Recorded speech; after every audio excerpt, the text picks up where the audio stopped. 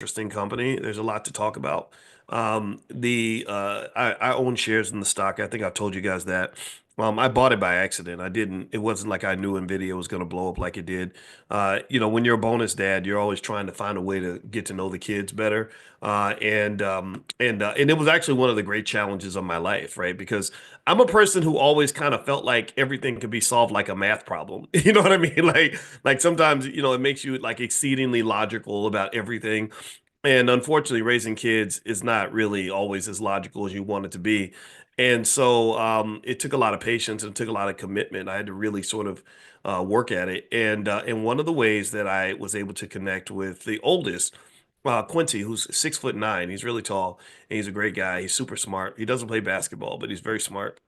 As he came in, he was bringing up Nvidia because Nvidia makes those video game chips. I might have told you guys the story before. Some of you already know it. And so I just, in that moment, I just said, okay, well, let me just buy some shares, and I did, and I don't remember how many I bought. I think maybe I bought about $5,000 worth of the stock, maybe 6,000, and then I forgot about it. I didn't even think about it for years, and then years later, when I heard Nvidia took off, I was like, I think I might have bought that stock. Let me check. And I went and checked, and that $5,000 or $6,000 had turned into almost 100,000, about 90,000, something like that. And so it was pretty cool. And then another interesting thing I remember happening with Alicia was she had bought some Bitcoin and forgot about it. And she just bought it and she didn't know that the price of Bitcoin was going up or down. She didn't, she doesn't keep up with that kind of stuff. And she goes and looks and finds that she has 10 times more Bitcoin or more dollar value Bitcoin than she had before because she bought it maybe in 2016, 2017, and just put it in the portfolio. Now, what does that tell us? Like, what's the lesson behind all that? Well, a big lesson in that, in my view, is that this is kind of how investing happens. You just sort of buy something, you hold on to it, and then eventually the price goes up. I think that if you're talking about building like the right kind of economic culture in your family, you want to think in terms of just sitting on your assets, like a goose sitting on a golden egg, just waiting for that egg to hatch. You just wait, and as you wait it out, you'll eventually find that your assets typically they'll change in value, and most assets tend to grow in value. So if you talk about Nvidia in particular, one of the things about Nvidia that's interesting to me is I worry about that company because they've done so well. I get super nervous about a stock if it's like taking off like a rocket. So anytime you guys bring a stock to me and you say, and I see that this stock has risen 100% in the last month or something crazy like that, that's a red flag to me. That makes me very nervous because the market has kind of this capacity to overreact. It tends to sort of freak out. And I don't necessarily know if the train ride is going to last forever with Nvidia. But it's so intriguing. It's so interesting to watch. Like I just sit there and I just watch the stock and I think about different strategies. Like when you guys that study stock options with us, you'll know that there are things like straddles, strangles, butterflies, condors, all these different positions you can take to just sort of get a dabble in it, right? Sort of dip your toe in the water. And I think I'm probably gonna dip my toe in the water with Nvidia just a little bit. Like maybe I'll sell a butterfly or something like that. I don't really want to go head first in it because these stocks they move so much or like even this morning as I was doing my morning run I was listening to conversations about Novo Nordisk, and Novo Nordisk literally their stock price they make Ozempic. You might have heard of them. And by the way, I saw this video that was really interesting where they talked about people getting Ozempic face. Have you seen that? Where they basically said that like people they said they claim anyway that the Ozempic put your body in this starvation mode. And so you see these celebrities and I don't know how much of it's like maybe it's AI, maybe it's fake news, but with like you'll see celebrities with their eyes sunk in and their jaws or and they look like they're like Holocaust survivors almost, right? Where they have literally they said that it just like you go in starvation mode, your body starts to feed on itself. It starts to eat itself kind of. So you start losing muscle mass in addition to the fat. And that made me a little nervous because I thought about Ozempic. I mean, I spent all that time in the gym. I'm like, man, let me just take a pill. But you know what? Something inside of me just gets nervous about this idea of just always taking a pill for everything. And I'm gonna tell you the truth. I kind of think that's a white people thing. I'm not saying that black people are automatically superior in every way. I'm not saying anything like that. I'm just saying, like I think that that's like I feel like that's more of a white culture thing where it's just like take a pill, take a pill, take a pill, take a pill, right? You're feeling down, take a pill, right? You want to lose weight, take a pill. I kind of think that the healthy way is the safest way, like God's way. It's Sunday, so we can talk about God on a Sunday for sure. We don't need to go to church to do that. We can make church wherever we are. And I will just tell you, I think God's way is the best way, right? I'm not saying that everything in science is bad. I'm not a purist in that way. Oh, Ozempic is a shot. Oh, not a pill. Sorry about that. Well, they're like take a shot, take a pill, take a shot, take a pill, right? Just these man-made solutions, and a lot of times they're not fully tested. And one of the things you have to watch out for with capitalism is capitalism's all about the money, baby. I mean, capitalism's all about that bread. They're not really thinking that hard about the long-term side effects, So that means if this thing is going to give you cancer 25 years later, there's a good chance that they haven't even done a study to even explore that yet. They don't know. They're like, yeah, it looks pretty good. It works really well. You'll have a good 10 years, and then years later they're like, we'd like to issue an apology to all of our customers because we didn't know that we were killing you. And so I kind of think that so anyway, I was thinking about what the company Novo Nordisk, and Novo Nordisk was in an interesting spot. It was a company a little bit like kind of the Nvidia of the drug industry. They were kind of in the dog bird seat because they came out with Ozempic. It becomes this big drug. Everybody, well, I wouldn't say everybody in the world is using it. Americans are using it. Like America, because I remember I told you guys about the studies that show that Americans make the most money, but we have the lowest quality of life. We have the most depression, so we're on the most antipsychotic medications or whatever they call them. We have among the highest divorce rates. We have a lot of mentally unhealthy people, and so so Ozempic gets sold a lot in the United States. They don't sell hardly any Ozempic in Japan and places where they actually encourage healthy eating and exercise and diet. So Novo Nordisk was kind of in the dog bird seat, similar to Nvidia when it came to just controlling their industry. They were the dominant players. They were the big papa. Everybody wanted to get a piece of that company, and so here's the thing. They also had competition. And their biggest competitors were companies like Eli Lilly, and there were a couple others, and they had other competing drugs that came out. And apparently, they had to sort of come up with an updated version of Ozempic to keep up with Eli Lilly that made a better drug. I forgot what it was called. I had the names in my head, but they're gone now, and it doesn't matter. Well, anyway, when the clinical trials came out for their new drug, they ended up finding out that um, they thought that the drug would reduce or take away 25% of your body weight. And check this out. The drug only took away 22% of your body weight. I think that's pretty good, don't you? Don't you? I mean, 22% of your body. For me, I could make a whole fat person with 22% of my body weight. Not a fat person, maybe like a fat baby. Like it'd be an impossibly large baby or something. Not even no, because if it's a baby, that probably killed a mama. It'd be like a really fat 2-year-old. Like 22% is pretty good. Well, check this out. After they ran the trial, they were like, "Oh my God, this is so bad. This is depressing." So you know what they did? They fired the CEO. They're like, "You got to get out of here, Jack. You suck." And I was like, they fired him because the drug takes away 22% of your body weight, and they expected 25% of your body weight. And on top of that, the shareholders punished the stock like nobody's business. Literally, that company lost $100 billion in value just because of that result from the clinical trial. I said, man, they are living in a gangster's paradise right now. This is some gangster stuff. When you come out, when you put out a drug, it takes 22% of your body weight away. They expected 25, and because you didn't get that last 3%, the CEO gets fired, who's been in his job, by the way. I think he was there for 8 years. And number two, the stock price loses $100 billion in economic value. This tells you how fickle the market can be, and why some of these stocks, like the Nvidias and the Novo Nordisk, are just companies where I'm like, uh,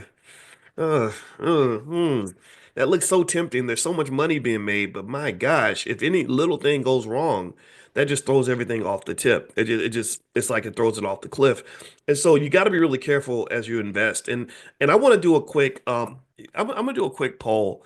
And by the way, as I do the poll, I hope you guys will go to Spotify and subscribe to the podcast. I think you guys are gonna like it. But I want to do a quick poll because I real this is really on my mind right now. And also just a reminder, Andre C. Hatchett is doing a special session tonight for those of you that are interested in making money as a mobile notary. And he's really good at it. And if you want me to send you a link to join him tonight, there is a small fee, but you can do a free trial and see if you like the program. It's an ROI kind of thing, right? You invest a certain amount, you make back more than you invest. If you feel like you can do that, then and it doesn't cost much. But anyway, if you want to join, make sure you're on the text list. Text the word morning to the number 87948. So text morning to 87948. Also, I made this cool t-shirt that I thought you guys might like. And it literally says exercise your options. I always talk about options all the time, and stock options in particular, but mostly just options in life. So I always talk to the kids and I always say, exercise your options, exercise your options. When you have options, you have power. Options are freedom. Options allow you to live, right? Money creates options, right? So I said it'd be cool to have a t-shirt that just says exercise your options. So I want you to have options because options give you freedom. Options give you flexibility. Options give you happiness, actually, access to happiness. So that's like a cool shirt we just made. I'll put the link in there if you want to get one or something. And we actually have this whole store full of like all these t-shirts with these really interesting like black wealth sorts of sayings. So if that's kind of your thing, then I'll send you guys the link in a second. But I want to ask you all a question really quick. And the question is on this poll that I want to ask is, are you investing? Okay. I want to know if you're investing consistently in the stock market. And by consistently, let's say consistently means once a month, okay? So consistently doesn't have to mean once a week, but I need to know if you're investing like once a month in the stock market or something close to that. Not even close to that. No, once a month. That should be the minimum. Really, I want you doing once a week at least. And even if I don't care if it's $10, like, but really, I don't want it to just be $10 because you can afford more than $10. You probably spend more than that on lunch, your car note, buying crap that you don't even need, going out to Applebee's, like right. So I kind of want you to really be generous with yourself. That's what I want you to do. Okay. You're generous for massa. I need you to be generous for you and your family. So I'm going to put this up and I want you guys to answer this poll question if you could. Those who are not watching inside the Zoom, I'll put a link while we do that. I'll put a link so you guys can join the private Zoom in case you don't have access. But here's the question. I'm putting it up there. So if everybody can answer that for me, I would appreciate that very much. And while you guys do that, for those that are not in the Zoom, I'll give you guys a link if you want to come and join the private Zoom and answer the polls and talk to the really amazing black people that hang out with us every morning.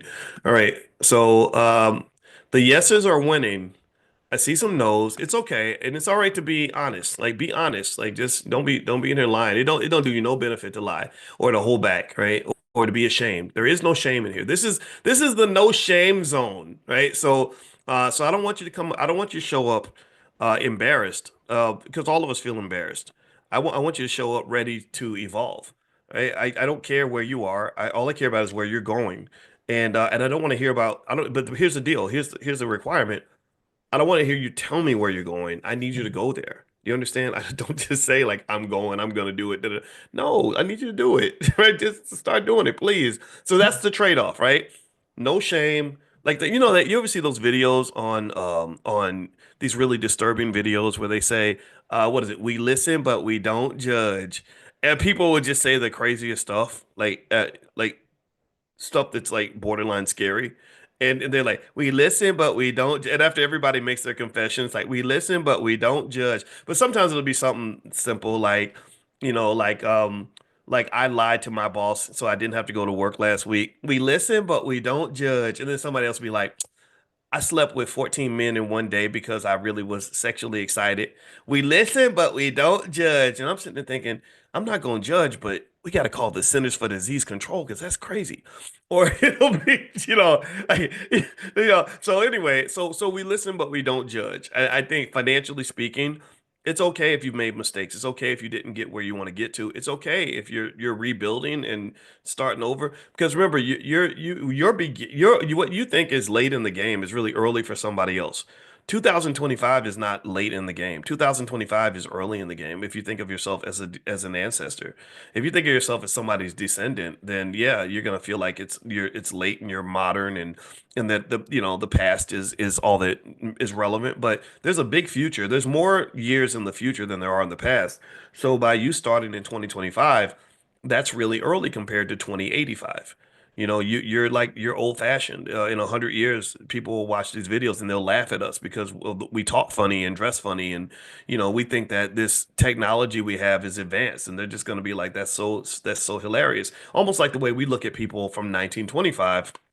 And when they had the phonograph, they're like, I got a phonograph in my house and I can listen to the record player play the sound box, or they had moving pictures in 1925. They didn't even have sound in the freaking movies, but they thought that was a technological marvel. They thought they were super advanced. They had their first airplanes, which gave you like probably a 40% chance of death or something if you flew enough times. Those planes were terrible. They couldn't go, more than a few miles.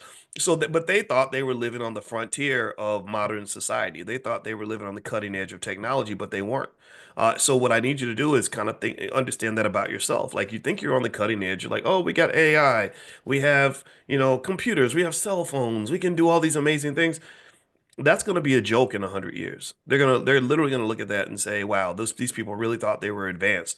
So my point is to say that you're the old folks, like you're the ancestors. So if you start doing things now and start setting cultural traditions now and start investing in things now, that's going to lead to massive amounts of opportunity for people further down the line. That will be no different from you having a great grandfather or a great grandmother who started investing in 1925 for you, who was able to have enough financial consciousness to visualize you before you were born, who loved you before you even were in a reality, right? You understand? Like to me, that's power, that's passion, that's spirituality. It's when I can love a child that ain't even born yet, that doesn't even have a name, that doesn't exist, but I know he's going to exist and I know I'm going to care about him. So because I care about him, I'm going to go ahead and make a plan for him. Do you understand? A lot of times, a lot of these problems in the world are easy to overcome if somebody is protecting you.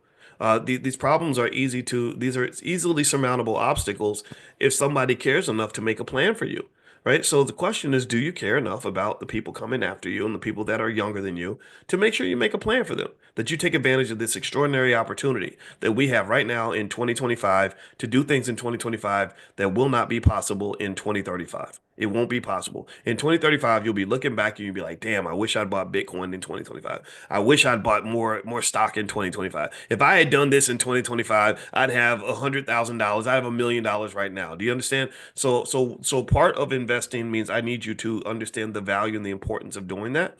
I need you to see the world differently. I need you to see the world for what it is instead of what they tell you that it is. Okay. So with that being said, let me give you the results of the poll.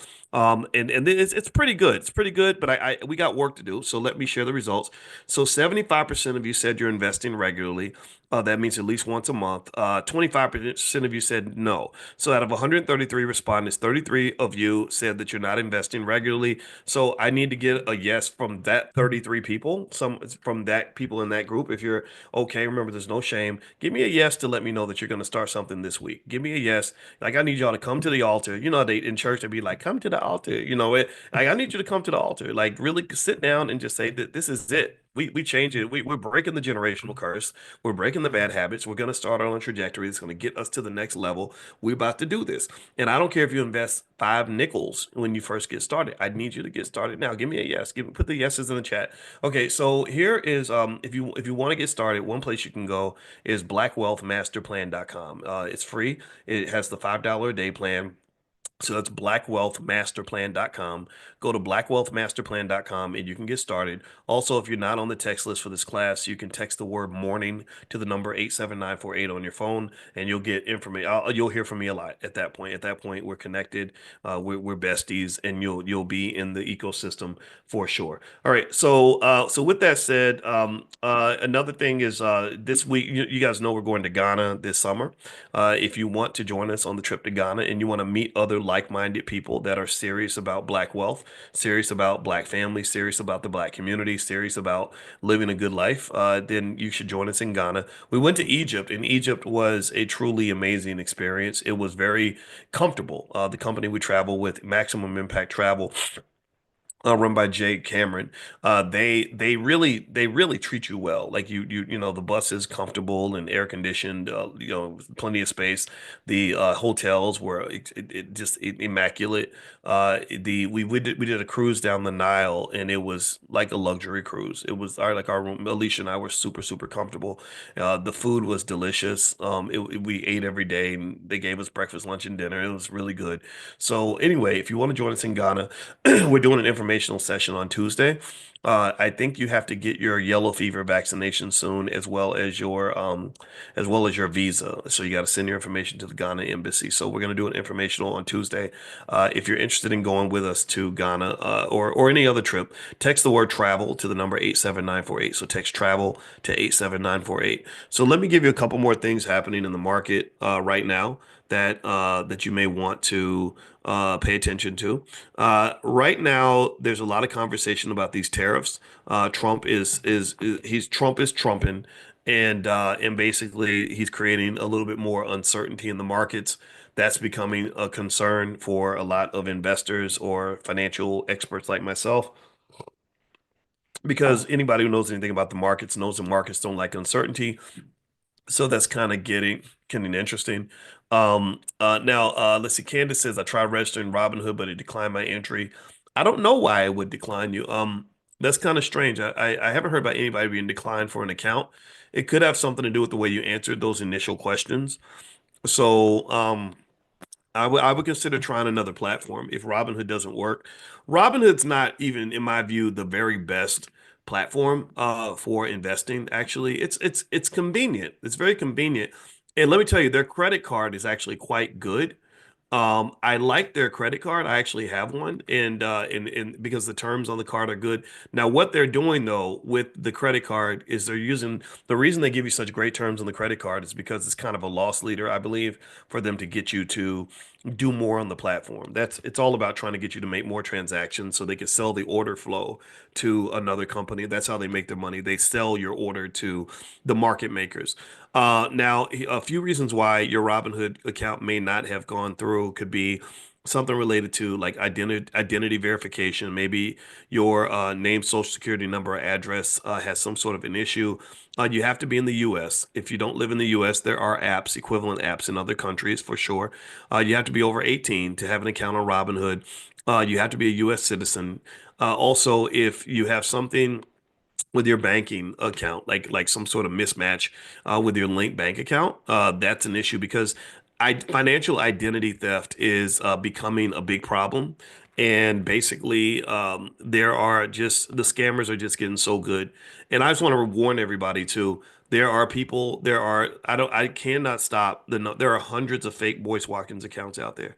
And what they do is they'll message you in your inbox and people I guess people will get excited and they'll say, "Oh, Dr. Boyce, it's great to talk to you," and they won't be talking to me. You're talking to somebody else. And I did have a student. One of the students lost $250,000 because there was some guy that was really pressuring her to keep investing, and that broke my heart. I mean, that made me so sad. And I don't want that to happen to you. So please be really careful with the scammers and everything else. Um, yeah, so they'll friend you. What they do is they follow my account and then they start to follow the people who follow me. And it happens a lot on TikTok. TikTok's the biggest one. Instagram, there's a little bit there. A lot of it happens on Facebook. And we even got defrauded on Facebook. We had probably about 3 million followers on Facebook. We lost about 1.2 million, like because they basically stole our pages, and I didn't even know it was even doable. So it really it makes you really what's the word? Paranoid. Yeah, that's the word. Paranoid skeptical because I was traumatized. I was so angry. Pissed is a good word too, Rodney. Yeah, I was kind of pissed, but the good thing is that for us it was we were relatively safe because when I started like in social media stuff, I mean I was thinking about social media back in '08, and I remember thinking, that about risk, right? Risk I studied risk extensively under a guy named Renee Stoltz at Ohio State, who is one of the leading risk management experts in the world. And he had me basically literally I proofread his entire textbook on risk management. And so I think about risk a lot because what risk management does is you don't look at a situation for what it is. And this is important. This is an aspect of financial consciousness, which we cover a lot here in economic elevation. You know, you don't just look at the way things are. You got to look at the way things could be. You got to look behind the curtain. The monster lives behind the curtain. The devil is in the details. The Diddy party's in the back. That ain't, so you don't just look at what's in front of you. You don't look at the situation as it is. You got to look at all the what ifs. You have to go. That's why I'm interested in like things like quantum computing, because that's why quantum computers are so powerful, is they can look at multiple realities at one time, and you have to be able to see the different layers. Thank you, Selena. Yeah, the layers of a situation. So, for example, this is why I'm so adamantly determined to persuade you and help convince you that that you're never safe if you that there's no such thing as job security, that you're never safe if you have one stream of income. You're never safe. You have one job, one stream of income. You may feel safe because it's consistent and because you've had that job for a long time. But I think that gives you a false sense of security because you see what happens when there's a shock. When suddenly, Elon Musk, and Doge cut, a bunch of DEI jobs or whatever happens, right? It's suddenly that income stream is cut off and you're kind of done. So a better way to look at that would be to say, this is good. Making a lot of money is good, but that does not equate to financial security. That's not financial security. A good job is not financial security. That's the beginning of it. That's a nice thing, but security is not in the first layer of analysis. Security is in the second, third, and fourth layer. The security is in the what ifs. So if you say, well, what if I lose this stream of income? Oh, that would be terrible. Oh my God, I'd be homeless in 2 weeks. Well, then you're not secure.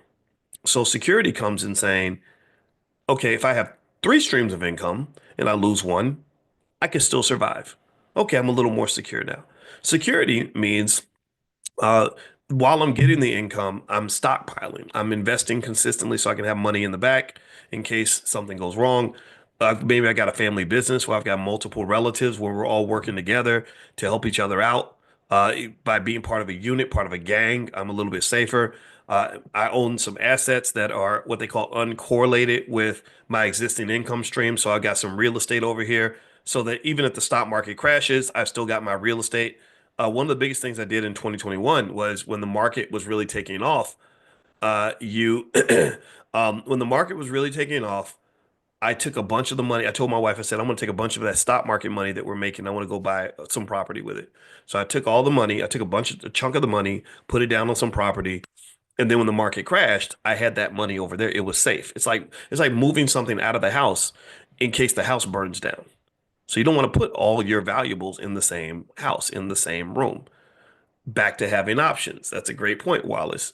I think exercising your options actually is one aspect of financial security. You have, or owning options. When you have options, that means you got moves you can make. So the question I would ask anybody, for example, if you're stuck on the corporate plantation and you got your income, is to say, do you have options? And what if you were in a situation where you had to exercise options, or you had to evacuate the building, or find some other way to get by? How do you feel about that? And if you don't feel comfortable with the situation, that means you're probably exposed to excessive amounts of risk that you may want to get rid of. And so risk is deep. Risk is deep. Risk is emotional. There is perceived risk, which sometimes can be inflated because it may not be as risky as you think. Like, for example, a lot of black people won't invest in the stock market because they perceive it to be riskier than it actually is. If you invest safely and consistently and invest in the S&P 500 companies over a long period of time, much of that risk goes away. Market crashes, don't bother the long-term investor. Market crashes. My wife has a lot of money in the stock market. She knows nothing about stocks, never cared about stocks. She just maxed out her 401k when she was 24 years old because her father told her to do that. Her father was a smart man. He was a professor at Tuskegee for 30 years. And basically she did what her dad told her to do. And as a result of that, she had plenty of money. My wife she's not marrying me for the money. I don't know why she chose little old me, but it wasn't for the money. That's for damn sure. And so what I would say to you is that sometimes our perception of risk can make risk seem greater than it actually is. But then sometimes we go in the other direction. This is the thing that I get frustrated by when I look at the culture and things like that. Is sometimes we're exposed to massive amounts of risk and we don't even think about it. Like for example, I'm radical with it. I say, yeah, I think it's very risky when we fundamentally believe that all of our children should be educated by white people, when all the studies show that they don't educate them very well, right? That's very risky. I think it's very risky to believe that most of us should go work for white people. Not because I think every white person's evil. I don't hate white people. I never have. But because there's a history of black people kind of getting the short end of the stick. And I think that there are people that don't feel like they have options or that they can create options. See, the thing about options is options sometimes they exist and you don't see them because your mind is kind of blocked from those possibilities, or sometimes they don't exist because you didn't carve them out. So if you carve out options in advance, then you've always got kind of that plan B in place that reduces your risk. So circling back to when our Facebook pages got stolen, the biggest thing I thought about when I was building my platform is I said, okay, I got to be independent because ain't no black man talking like me going to get any mainstream support. Ain't no corporation going to come up and support this. The government's not going to support this. But I believe in this. I believe it's correct. I have research and theory that supports this. I also don't believe in reapplying false solutions that have never worked before. So I am the person that loses friends because I say, show me evidence that any political party running any black district in America has led to a substantial increase in the wealth of that district. You show me one example. I can't find any. Show me an example where having more rappers and black politicians has ever led to an increase in black wealth. I'll wait all day. I'll wait. Right? But what I do see is I see destructions of families. I see children being miseducated. I see bad relationships just left and right. And all these things lead to wealth problems. All these things, it's hard to prosper financially when your whole life is in complete disarray.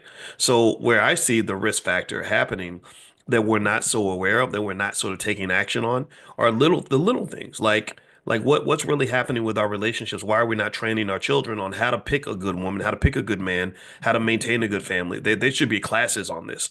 I see risk factors in terms of our deep commitment to uh, going deep in debt to big universities that literally are proven to reduce black wealth because you can't repay your student loans.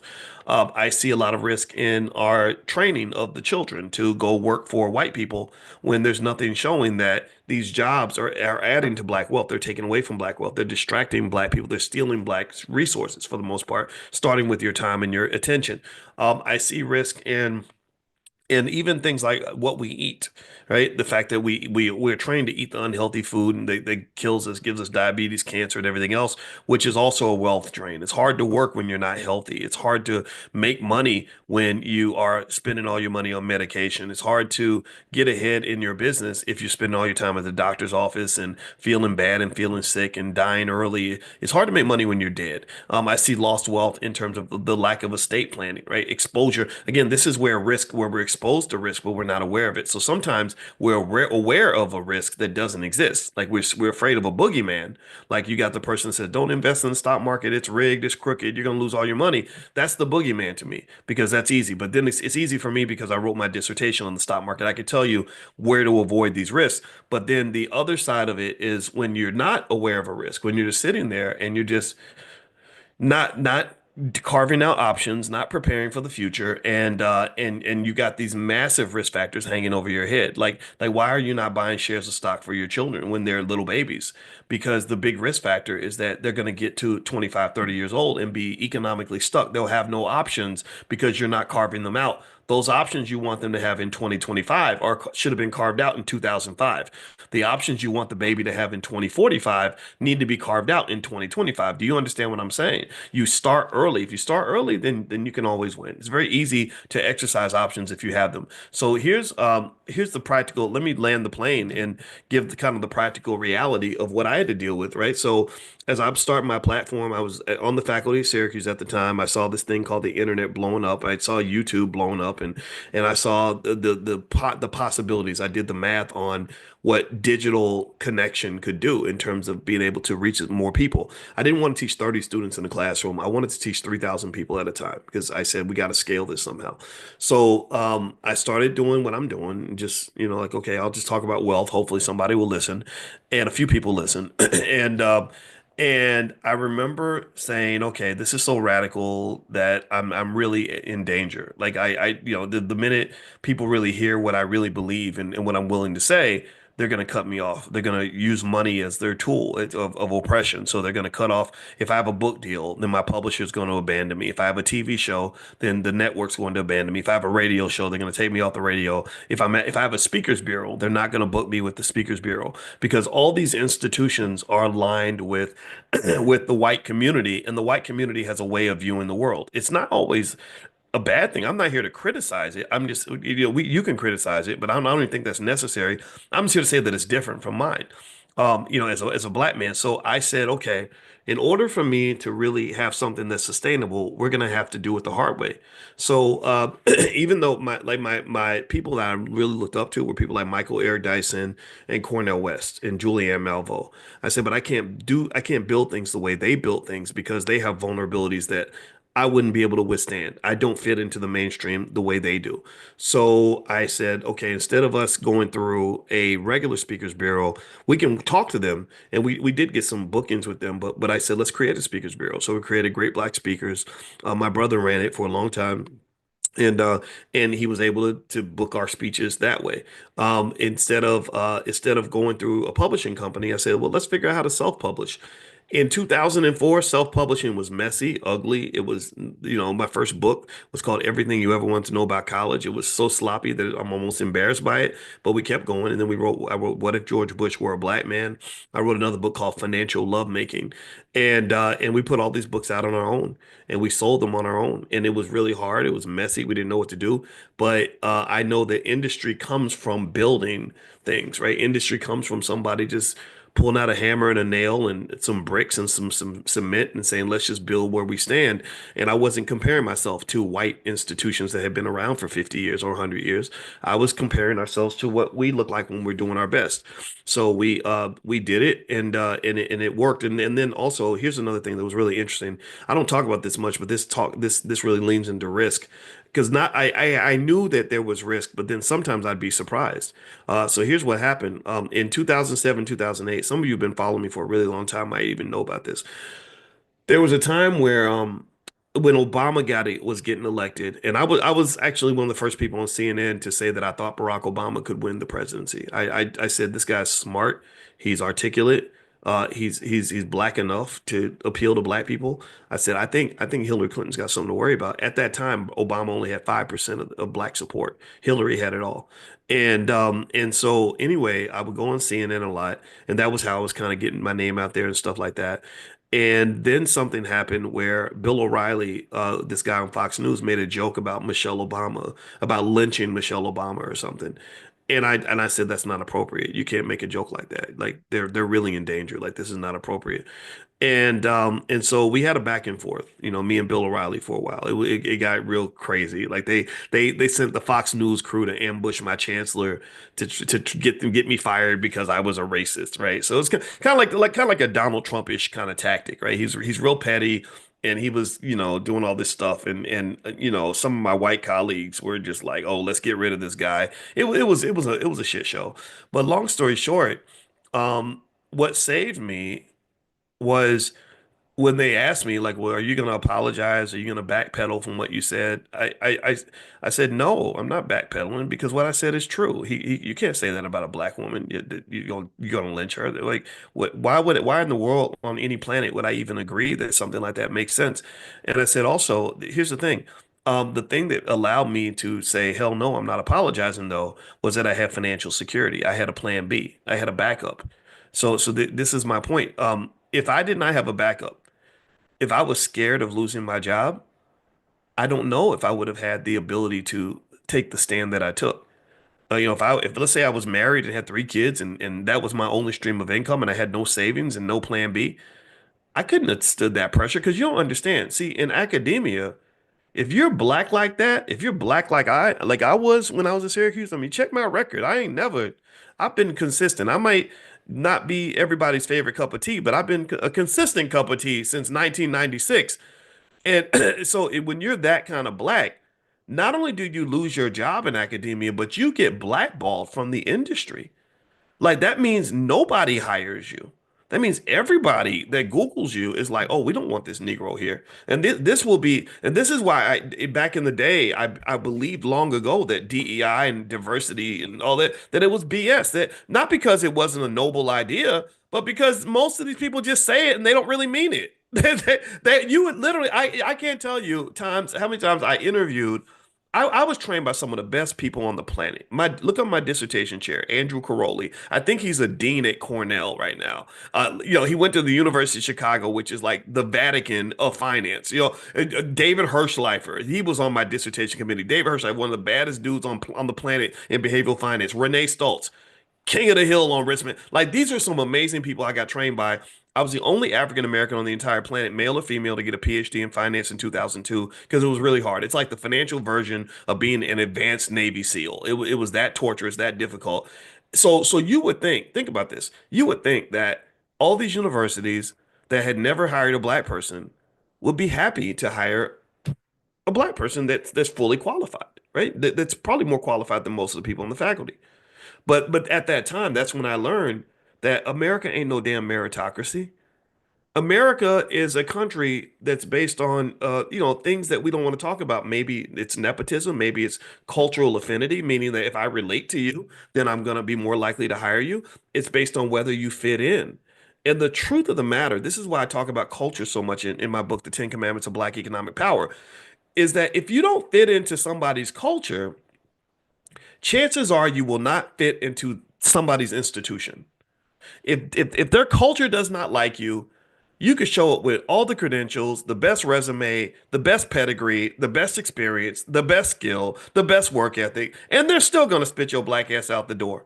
This is my perception of risk. I think that being black and being tied to an economic system that does not understand you is horrifically risky. And the worst thing that I think society does is they don't is nobody warned you about the risk. They feed you the fairy tale. They feed you the same fairy tale I was fed. The fairy tale I was fed was if you're a black man and you stay out of jail and you work hard and you do what you're supposed to do and you get your degrees, then you're gonna get all kinds of opportunities. You'll be able to write your own ticket. I used to hear that stuff. So I went to school, study hard, made straight A's, did all this stuff so I could write my own ticket. And then I was like, I'll be damned. This is the same racism I might experience if I just got out of jail. Like I was treated as if I was a criminal because I had a viewpoint that was not consistent with their viewpoint. And so when that Bill O'Reilly thing happened and they put that hammer down on them and they had multi-million dollar donors calling the school saying, we're not going to donate to this school because you've got this guy on your faculty. Oh, there was a whole lot of people that were ready to smoke me out and sacrifice me. I for real. But the thing was, I was able to stand 10 toes down on what I believed, not just because I was brave. I mean, bravery played some part in it for sure, but I don't think I'm braver than anybody in this room. I can say this about courage. Courage is easier when you know you can still pay your bills.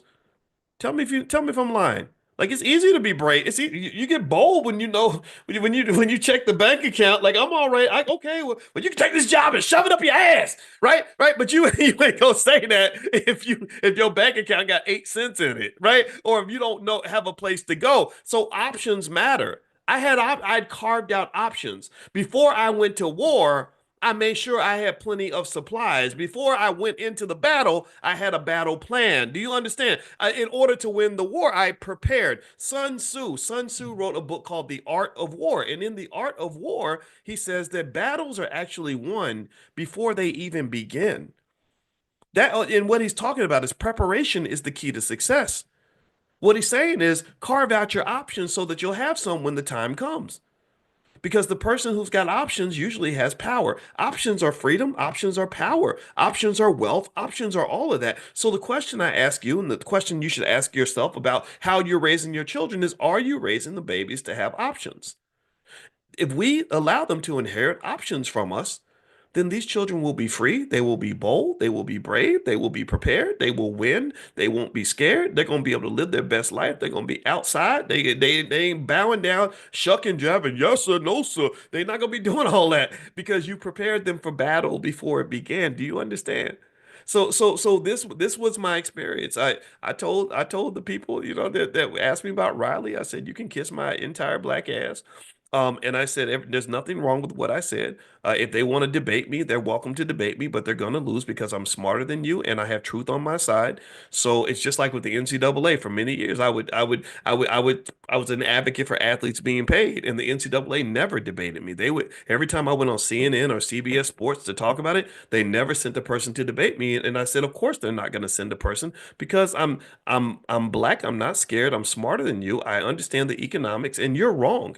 You're wrong. You know they should be paid. You know what you're doing. You know that you're being so debating me is only going to make things worse for you. So don't even try. I understand. If I was you, I wouldn't debate me either. Because so at the end of the day, I think that truth matters, but the ability to defend your truth really does connect to your economics. And so what happened, just to finish the story in terms of what happened with the O'Reilly thing, I got banned from CNN. I got banned from Fox. I used to go on CNN and Fox every day. One or the other. They would both call me and I would go on both platforms. And it was really helpful at that time because at that time TV exposure was gold. It was worth thousands of dollars every time you got on the air. I was trying to get somebody to know my message and my mission. And it was really kind of tough. Like so during the whole Obama campaign, at that time, I remember Roland Martin got a lot of exposure because Roland knew the Obamas, out of Chicago. And before Roland and I would be on a lot of the same shows, but so Roland kept doing a lot of stuff. Like during the election, you did not see me at all during the campaign on those networks because every time they would book me on CNN, somebody would call and say, cancel this guy. So it was at that time that I said, okay, I need another strategy. And I talked to my Mark Lamont Hill, who's a friend of mine. I disagree with Mark on a lot of things, but Mark I consider him a friend. I like Mark. You don't have to agree in order to be friends.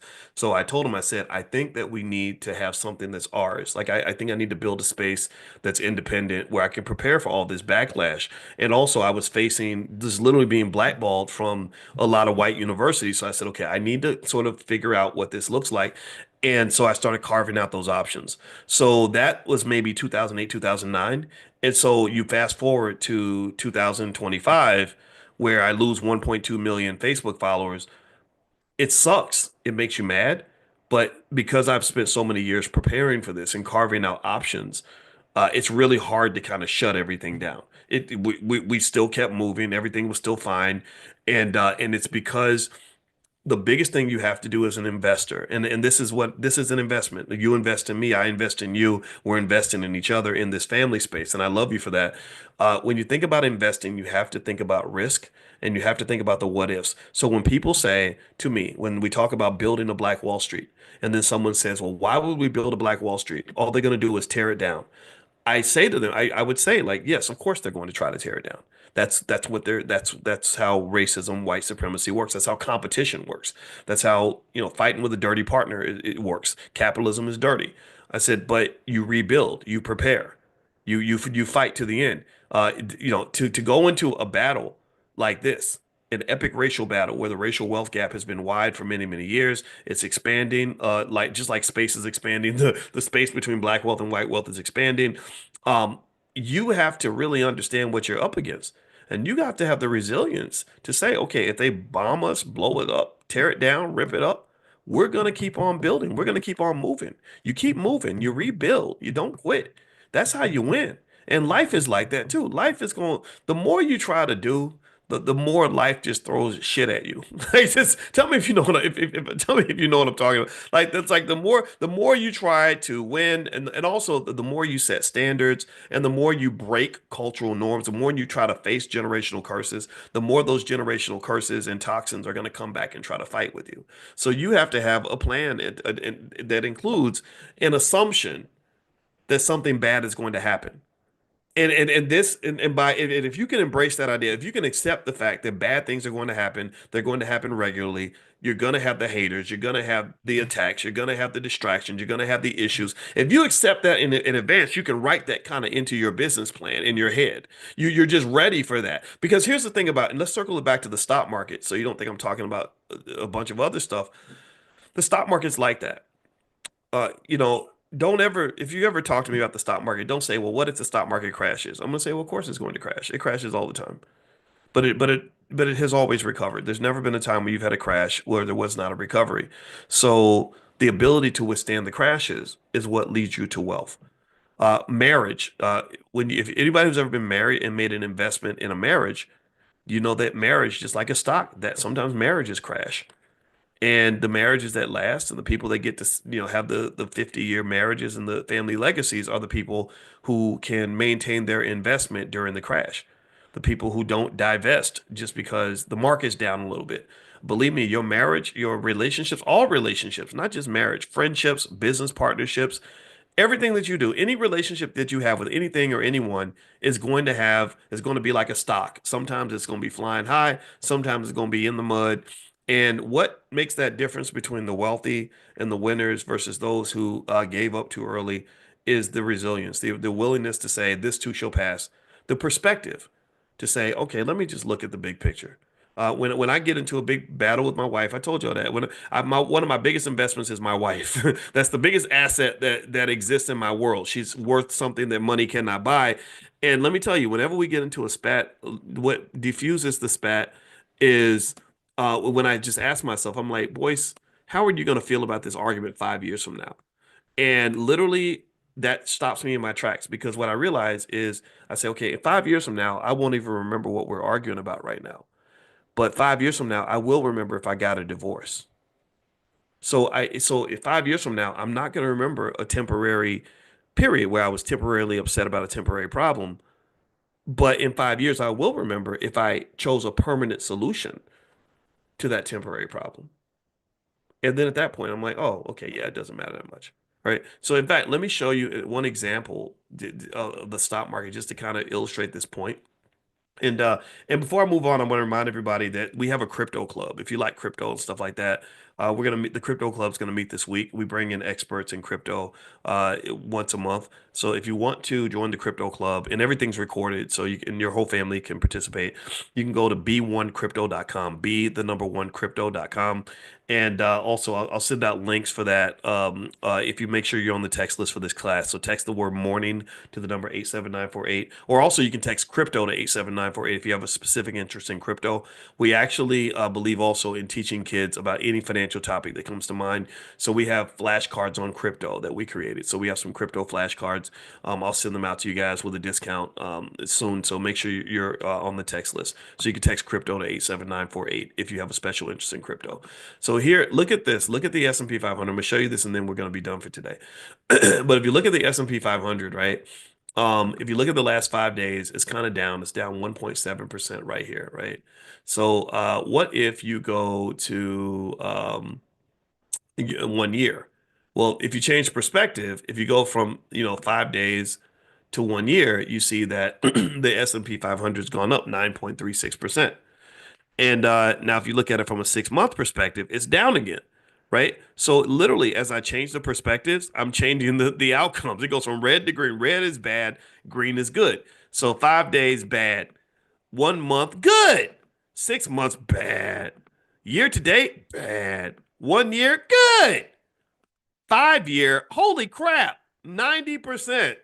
90%. So if you look at this over the last 5 years, and this is why, if you go to blackwealthmasterplan.com and you do the $5 a day plan, This is why the $5 a day plan thing is so important, and that consistency is important. Why I ask you if you invest consistently is because if you look at this chart, you see all kinds of hills and valleys and grooves and ups and downs and sometimes you have some flat out freaking crashes up in here. Look at this.